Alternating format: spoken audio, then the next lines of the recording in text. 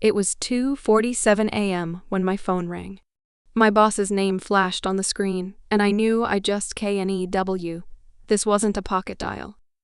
When I picked up, the words that came through that phone would change everything I thought I knew about loyalty, corporate politics, and the brutal reality of modern workplace dynamics.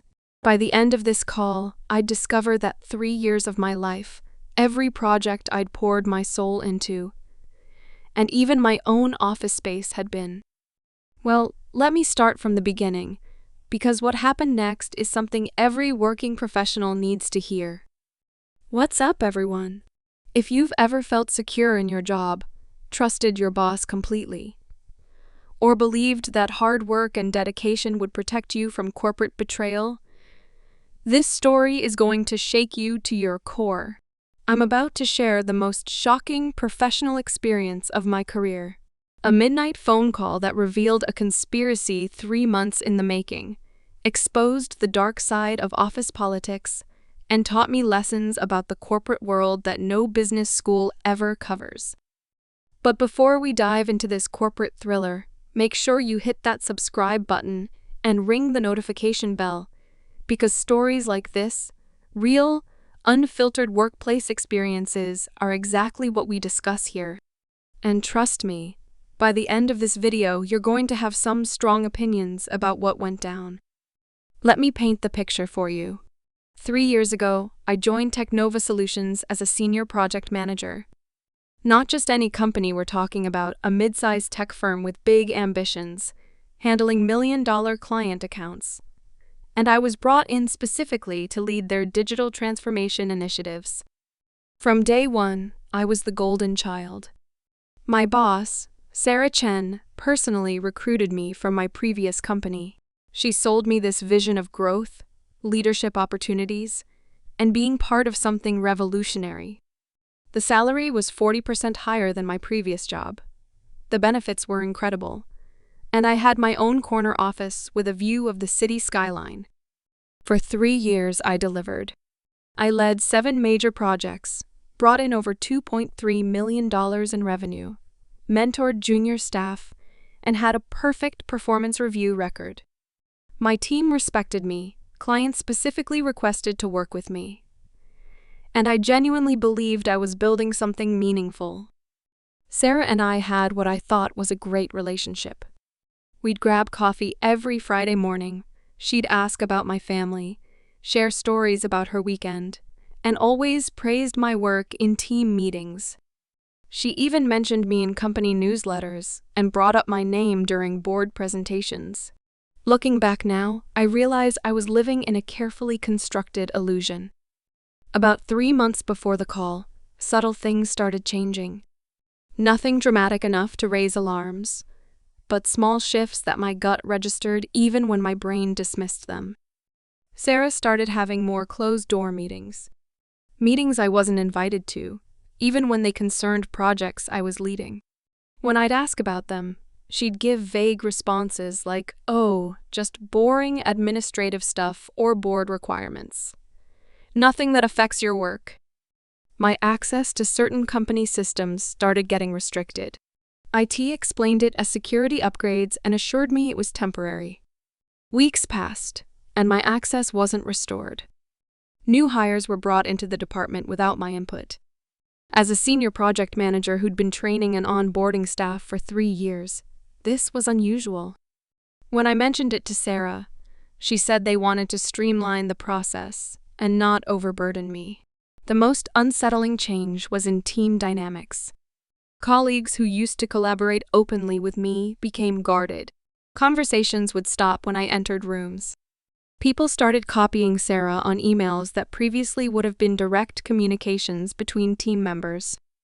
But here's the thing about workplace politics. They're like carbon monoxide. Invisible, odorless, and by the time you realize what's happening, you're already in danger. 3 months of these subtle changes culminated in what I now call the Project Phoenix incident. Project Phoenix was our biggest client contract of the year, a complete digital overhaul for a Fortune 500 company worth $1.8 million. I'd been developing this proposal for 6 months, nurturing the client relationship, and the contract was finally ready for signature. On a Tuesday morning, I walked into what I thought was our final strategy meeting before the client presentation.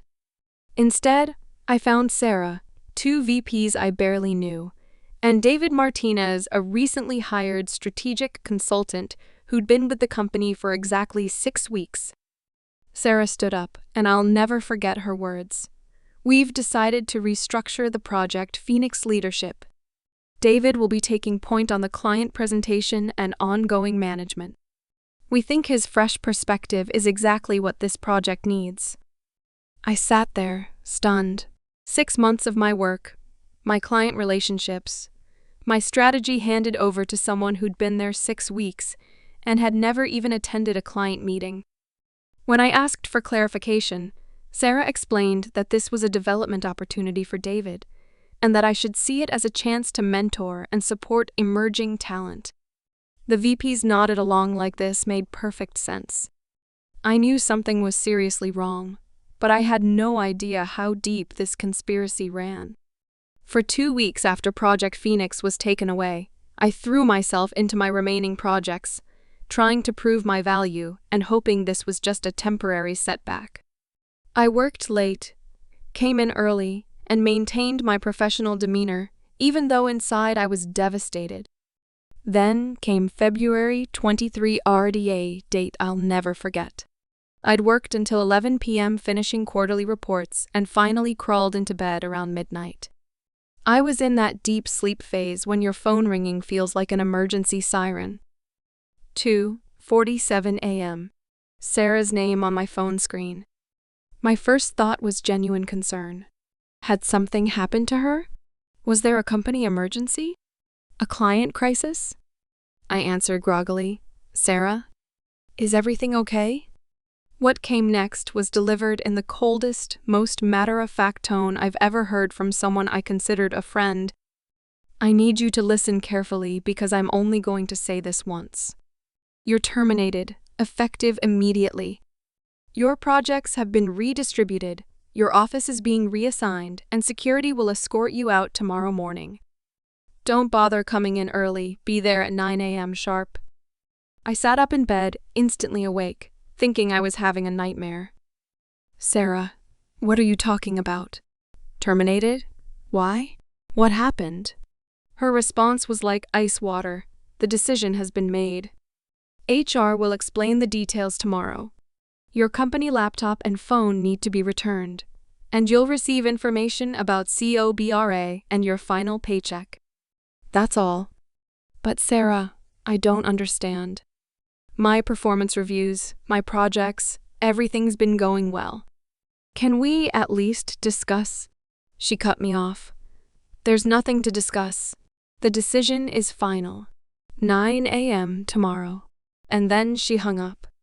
I stared at my phone in the darkness, my heart pounding, trying to process what had just happened. 3 years of my career had just been ended with a 90-second phone call in the middle of the night. I didn't sleep for the rest of the night. I kept replaying every interaction from the past 3 months, trying to understand what I'd missed, what I'd done wrong, how this could have happened so suddenly. At 9 a.m., I walked into the office for what would be my last time. Security was waiting for me, not building security, but 2 external security guards Sarah had hired specifically for this moment. As they escorted me to my office to pack my personal belongings, I got my first glimpse of the conspiracy that had been building around me. My office, MY office with the city view that I'd personalized over 3 years, was already being prepared for its new occupant. David Martinez, the 6-week strategic consultant who'd taken over Project Phoenix, was measuring the space with a contractor. When he saw me, he didn't even have the decency to look embarrassed. He just nodded and said, "Sorry about the timing, but we needed to move quickly on the transition." That's when it hit me. This wasn't a sudden decision. This had been planned for months. During my escort to HR, I pieced together the timeline. David wasn't hired as a strategic consultant. He was hired as my replacement. Every closed-door meeting Sarah had been having was about transition planning. My system access was removed because they were preparing to transfer everything to David. The team had been acting strange because they knew what was coming and didn't know how to act around me. Project Phoenix wasn't taken away from me for David's development. It was taken away because David needed to establish client relationships before I was removed. I had been systematically phased out of my own job while being completely oblivious to what was happening. The HR meeting was a masterclass in corporate doublespeak and legal protection. Jennifer from HR, who'd chatted with me at company parties and knew my family situation, sat across from me with a folder thick with documents and spoke like she was reading from a script. "This is a position elimination due to organizational restructuring," she began. "Your role as senior project manager is being dissolved as part of our strategic realignment." I interrupted. "But David Martinez is literally moving into my office to do my exact job." Her response was textbook corporate deflection. "Mr. Martinez has been hired for a newly created strategic consultant position with different responsibilities and reporting structure." Different responsibilities? He was inheriting my projects, my clients, my team, and my office. She continued. "You'll receive 2 weeks severance pay, continuation of benefits for 30 days, and a reference letter. We ask that you sign this non-disclosure agreement and non-compete clause." The NDA was 12 pages long and essentially prevented me from discussing anything about my employment, the circumstances of my termination, or any company practices with anyone, including potential employers, lawyers, or even family members in specific context. The non-compete was even more restrictive, preventing me from working with any company that could be considered a competitor or from soliciting any clients I'd worked with during my employment. When I asked for time to review the documents with a lawyer, Jennifer's tone shifted. "The severance package is contingent on signing these documents today. If you choose not to sign, you'll receive the minimum legally required notice pay, which in this case would be nothing since this is considered a position elimination." I was trapped. Sign away my rights for 2 weeks of pay, or leave with nothing and no legal recourse. I signed the documents. I needed those 2 weeks of pay to survive while job hunting, and I couldn't afford a legal battle against a company with retained attorneys. Walking out of that building for the last time, carrying a cardboard box with 3 years of my professional life, I felt like I'd been hit by a truck. But more than that, I felt stupid. How had I missed all the signs?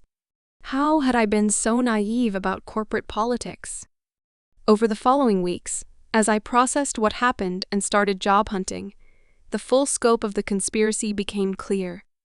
Sarah had identified me as expensive overhead months before my termination. My salary, combined with my benefits and bonus potential, made me a target for cost-cutting.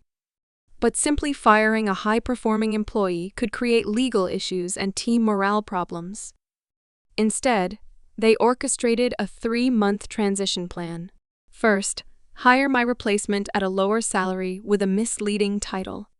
Second, gradually transfer my responsibilities while maintaining the illusion of normal operations. Third, remove me once the transition was complete. Fourth, claim organizational restructuring to avoid wrongful termination issues. The midnight phone call wasn't cruelty, it was strategy.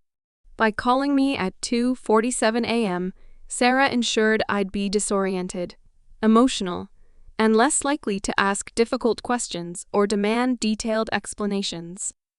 The 9 a.m. termination meeting left no time for me to organize, consult with colleagues, or prepare any kind of response. Here's what every working professional needs to understand. What happened to me isn't unique. It's happening in companies across the country every single day. Corporate loyalty is dead. The days when hard work and dedication guaranteed job security are over. Companies will smile at you, praise your work, include you in their vision statements, and simultaneously plan your elimination if it serves their financial interests. The signs are always there, But we miss them because we want to believe in the relationships we've built and the value we provide. We think our performance reviews, our client relationships, and our contributions make us indispensable. But in modern corporate America, everyone is dispensable. Everyone is a line item on a budget spreadsheet, and when the numbers need to change, personal relationships and past performance become irrelevant. The most important lesson I learned is this: your career is your responsibility, not your employer's. No matter how secure you feel, no matter how valued you think you are, you need to be prepared for the possibility that tomorrow morning, everything could change. Build your own network, maintain relationships outside your current company, keep your skills updated, and always have an emergency fund that can carry you through unexpected job loss. 6 months after that midnight phone call, I'm in a better position than I've ever been. I found a new job with a 25% salary increase, better benefits, and most importantly, a clear understanding of how corporate politics really work. David Martinez, by the way, lasted 8 months in my old position before being restructured himself. Sarah left the company 4 months after my termination for what the company called new opportunities, but what I suspect was pressure from upper management about high turnover in her department. The projects I built and the client relationships I nurtured, most of them fell apart within a year of my departure, costing the company significantly more than my salary ever did. But that's not my problem anymore. If you're watching this video and recognizing some of these warning signs in your own workplace, don't ignore them. Start preparing now. Update your resume, strengthen your network, and begin exploring your options before you're forced to. And if you've experienced something similar, drop your story in the comments below. Let's start a conversation about the reality of modern workplace dynamics and how we can better protect ourselves from corporate betrayal. Remember to subscribe for more real workplace stories and career advice, and hit that notification bell so you never miss an upload. Until next time, protect yourselves out there, and never forget in the corporate world, the only person you can truly count on is yourself. Thanks for watching, and I'll see you in the next one.